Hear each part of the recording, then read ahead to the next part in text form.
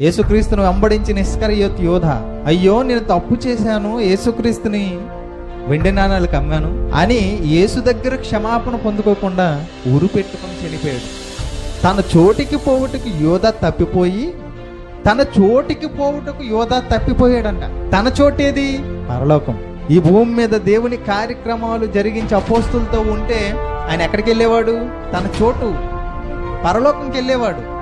ఎప్పుడైతే యేసుక్రీస్తుని విడిచిపెట్టి తనకు తానుగా ప్రాణహత్య చేసుకున్నాడో తన చోటును కోల్పోయాడు. అంటే ఎవరైతే తమకు తన ప్రాణాలను తీసుకుంటారో వారందరూ వెళ్ళవలసింది పాతాళానికే.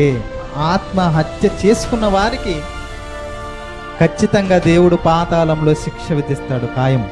ఈ జీవితంలో ఎన్ని బాధలు వచ్చినా ఇబ్బందులు వచ్చినా సహిస్తూ నిలబడి నీ కాలాన్ని ముగించాలి దేవునిలో. అప్పుడే నిత్య జీవాన్ని పొందుకోగలం.